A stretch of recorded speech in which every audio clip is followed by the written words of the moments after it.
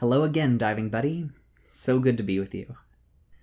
Today we will continue to build our skill of clarity, of paying attention to what we find when we pay attention to our minds. As today's episode reminds us, sometimes we are afraid of things that we don't need to be. Sometimes our impressions of a circumstance make it worse than it actually is. This certainly isn't to suggest that bad things never happen. We know that they do. Or that we need to deny negative emotions or experiences. We definitely do not, and that is not what meditation is about. But when we see things more clearly for what they are, sometimes we discover that things aren't as bad as we first believed. Sometimes we're really lucky, and they aren't bad at all. But it's not like you're unique if you tend to feel more bad things than good, or if you feel bad things more strongly than good things. This is actually a well-documented phenomenon called negativity bias, or positive-negative asymmetry. It refers to the fact that when conditions are equal, when there is a balance of good and bad stimulus, we naturally tend to pay more attention to the bad. And we also linger on the bad.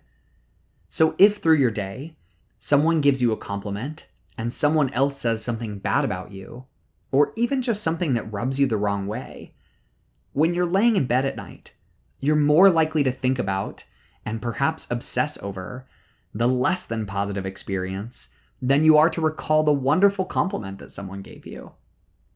And this experience is profoundly normal.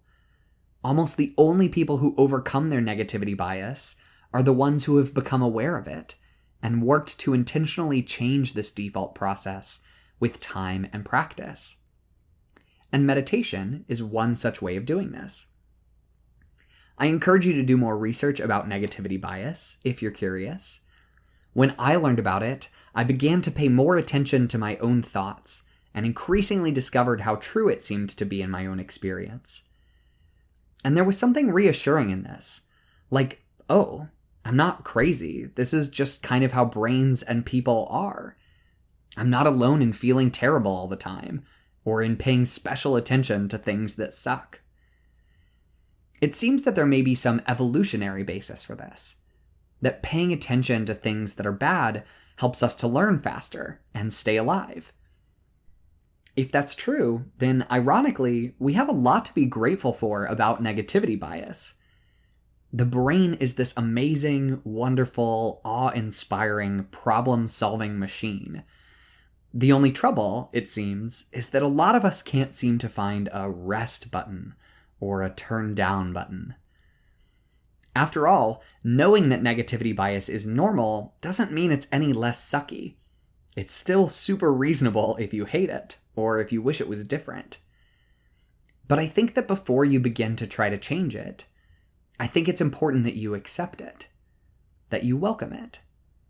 That next time you're giving yourself a hard time for how angry or depressed or frustrated or impatient or whatever that you find yourself being, that before you take out a whip to lash your own back, that instead you take a deep breath and say to yourself, wow, I recognize that this feeling sucks, but it's okay that I feel this way.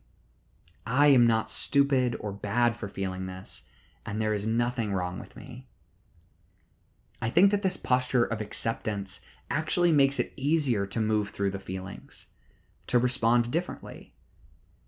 Changing patterns that are set and reinforced by evolution, social conditioning, and self-talk are really deeply rooted, so they take some time to mold. Many paths are tread slowly, with repetition more than force. Just remember, you're not alone, and you can begin to combat negativity bias by responding to yourself with kindness, self-acceptance, and curiosity. I also think it's helpful to remember that whatever frustrates you about yourself is there for a reason. It's on your side. One of the best definitions for trauma that I've heard is a maladaptive coping mechanism. It's a behavior or way of thinking that may frustrate or terrorize or threaten who we feel we are now, or who we want to become. but it's something that served us well in the past. Trauma responses are usually formed in situations where we have little or no autonomy, and then our brains and bodies do whatever they must to survive. We don't need to judge ourselves for this. It is not our fault. And if it weren't for these coping mechanisms, we may not be alive. So it's reasonable that sometimes these patterns are difficult to release, to let go of, or stand in the way of creating new responses. So it's all okay. It's okay to be frustrated by it, and it's okay to feel it. Just be gentle with yourself, setting the intention not to judge yourself for whatever comes up. Your experience is your own, and whatever it is, it's totally legitimate. And when voices of self-hatred, or self-doubt, or self-antagonism creep in, just lightheartedly say to them, "I'm not falling for your junk anymore, lady. You just like saying poop that jacks with my brain." And of course, you will fall for it, again and again. But each time is a moment you can practice letting go, and beginning again. Remember, you can't possibly have a wrong experience. Okay, let's get into it.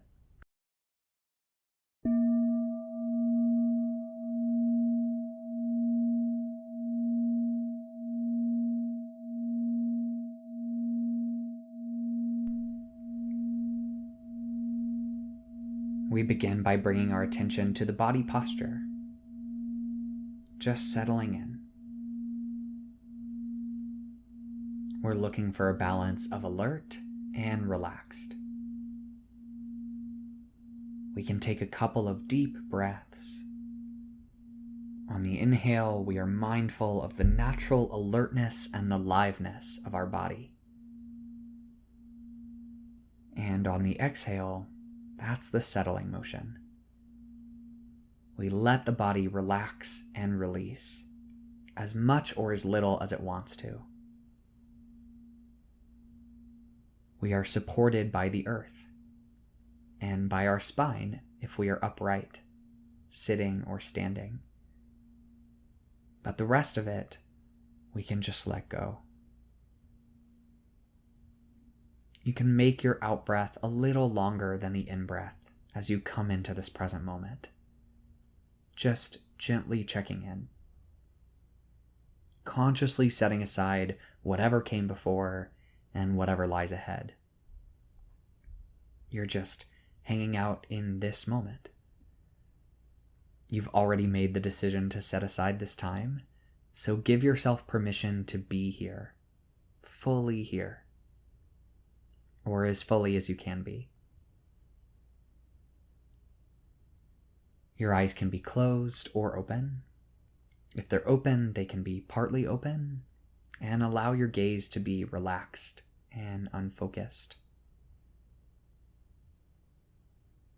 Take a couple more deep breaths and continue to make whatever adjustments you need as you let things settle. When you're ready, you can bring your attention to the breath, or whatever anchor for your attention feels best. You can check out a couple to see what feels strongest or clearest in the body, but then pick just one and commit to it. There's no right or wrong choice, but we can keep our focus best if we know what home base is. The place we bring our attention back when our problem-solving mind begins to wander. Just feel into this anchor for a little bit, letting your attention rest gently. Nowhere to go, nothing to do. Just hanging out here, paying attention to the sensation of your body breathing, or whatever you're paying attention to. Resting on that concentration practice you've done so well at learning. And it's a lifelong practice. Always more room to practice. There's no finish line or prize for keeping focus on the breath for 3 straight hours or anything like that. Some days it's easier, some days it's harder. It's all okay. It's all part of the practice.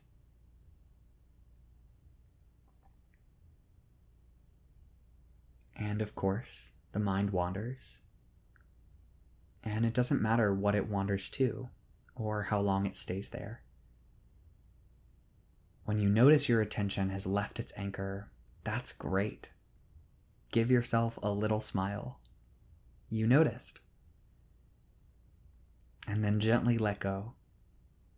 Bring your attention back and begin again.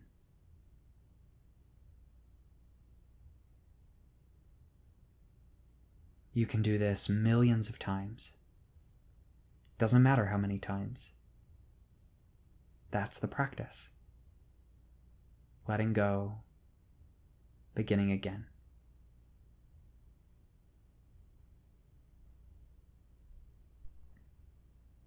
If this is good, stay here. You can keep it simple. You can add counting if you'd like, or just stay with your anchor sensation.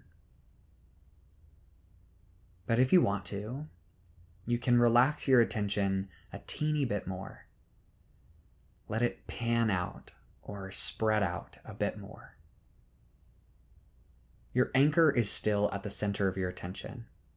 And if you ever get totally lost, really into a daydream, or whatever, you can always bring it back to this anchor as many times as you need.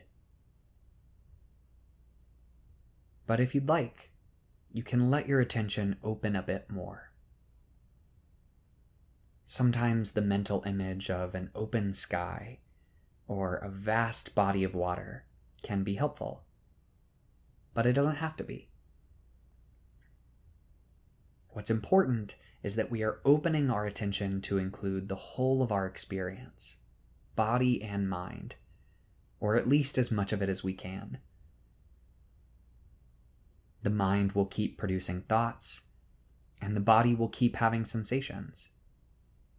What is different about our attention in this moment is that we are aware of them. We have some space between them. We recognize them as they arrive, and as they change, and as they fade away.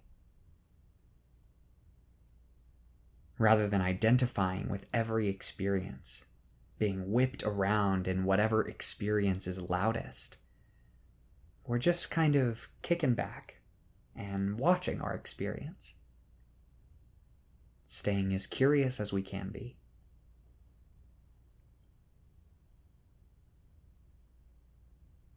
If you get totally distracted, or you can't tell if your attention is any different than the usual flow of your mind, then go back to your anchor. Just keep it simple.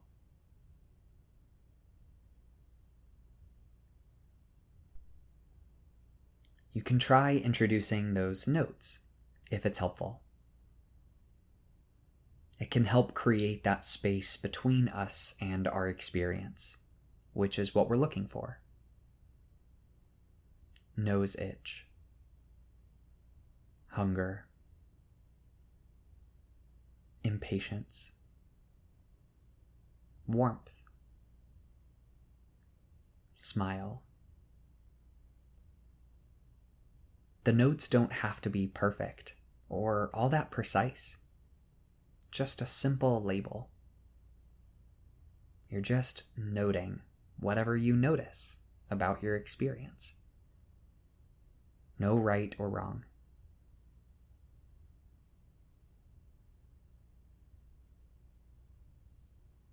If it helps, you can imagine how someone else might label it. If your friend said to you, "What am I going to make for lunch today? I know there's some leftover Italian dressing, and I think I have a can of beans, but I'm not sure if the kale is still good," then you might note that as hunger, or anticipation, or planning, or any number of other things. Again, the specific note you give it is less important than the act of noticing it.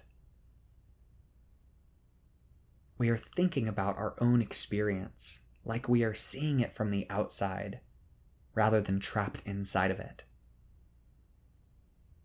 And when you have given a thought a note, you don't have to banish it or make it disappear, but bring your attention back to your anchor or to the open space of your mind, ready to gently assign another note to whatever appears next.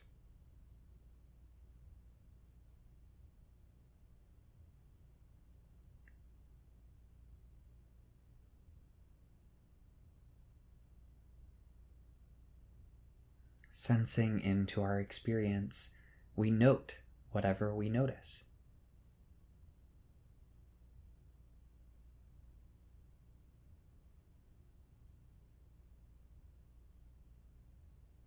We don't have to make judgments about these things, though it's okay if judgments arise.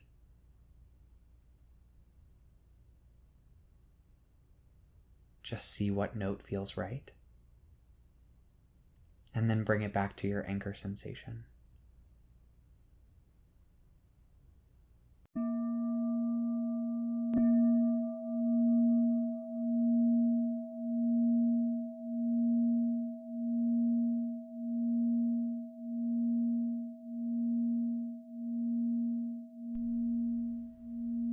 Congrats, you did it!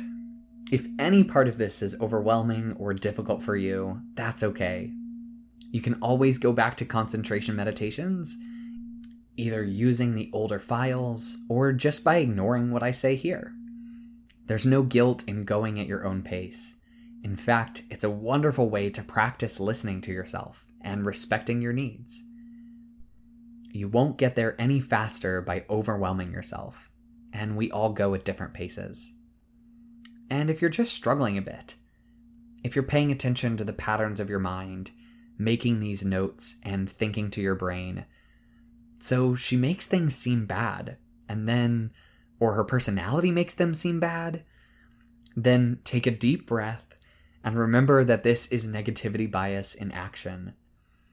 Meditation can be super scary or troublesome, especially early on, because we can notice things about ourselves that we didn't notice before. Just remember that noticing them doesn't make them any bigger. It's actually the first step to making any changes about ourselves that we may want to make. But again, whatever you're experiencing, I can assure you, it is deeply normal and you are not alone. And the best advice I can give to both you and myself comes from Lisby the Cashew Butler. Why are you thinking so hard? Just party hard. Until next time, hero.